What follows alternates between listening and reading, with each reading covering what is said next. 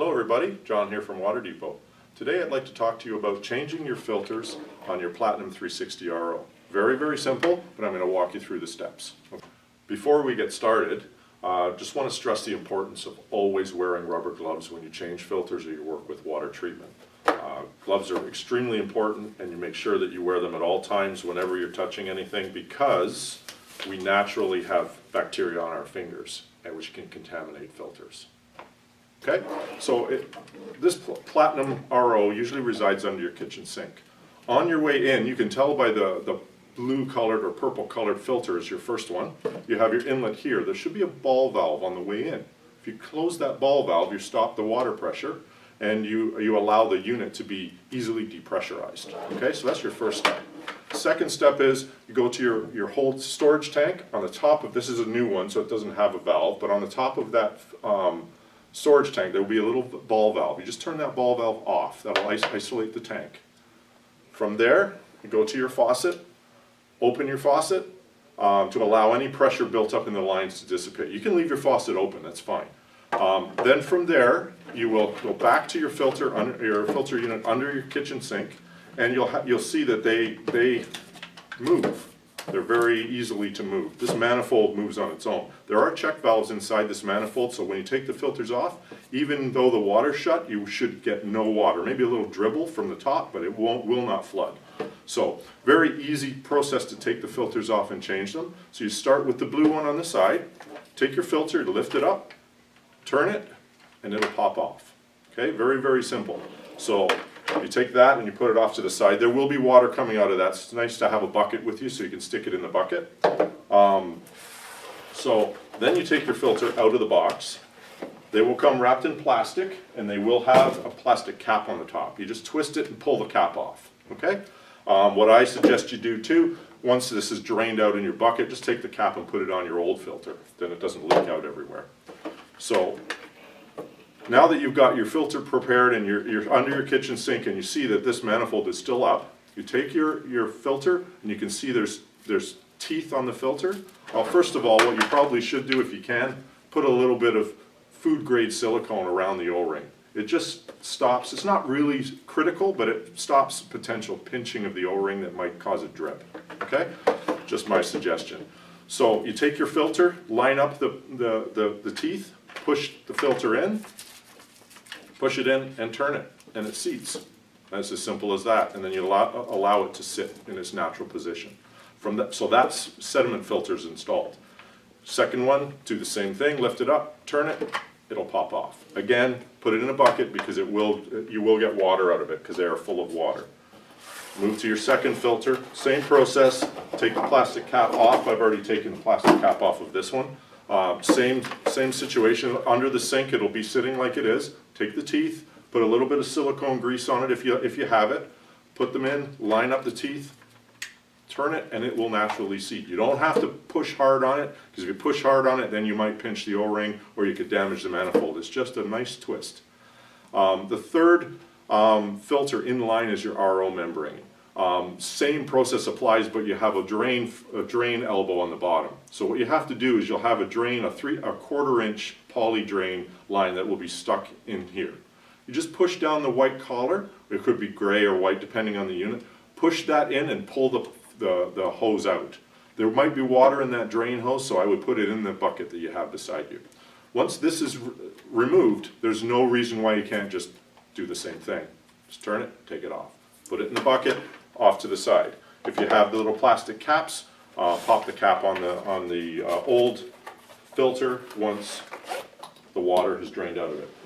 So the new filters, sorry I dropped that, the new filters will come with a new drain connection on the bottom of them. You can see right here there's a little rubber piece.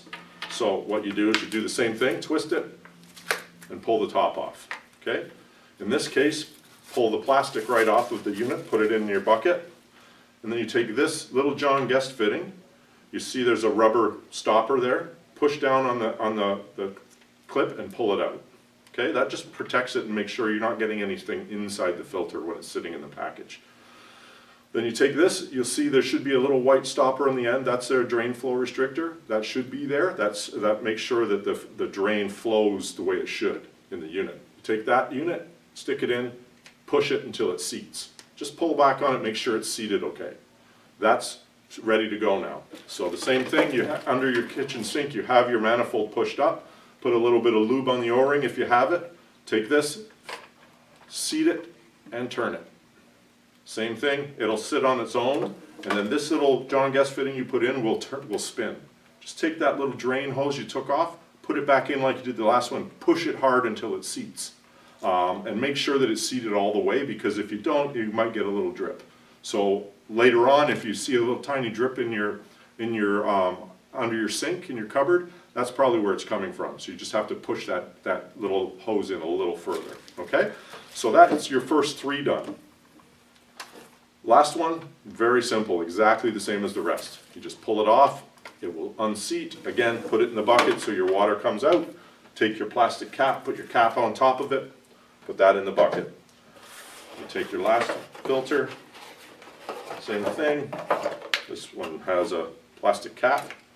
Same thing, you just make sure everything's good.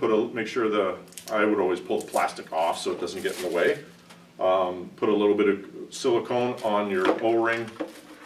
Same thing, seat it in, turn it, it'll seat, and let it rest.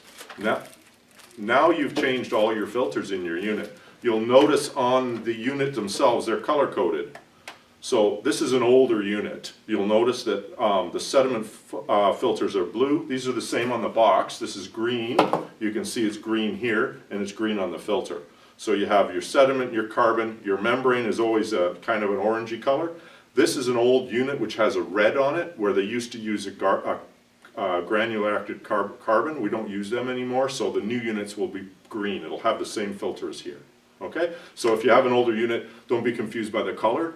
The GAC carbons aren't available anymore. It's just a carbon block. Okay? So your unit then will be sitting in your under your kitchen counter like so. And what you do is you just follow the process you did at the beginning, just backwards.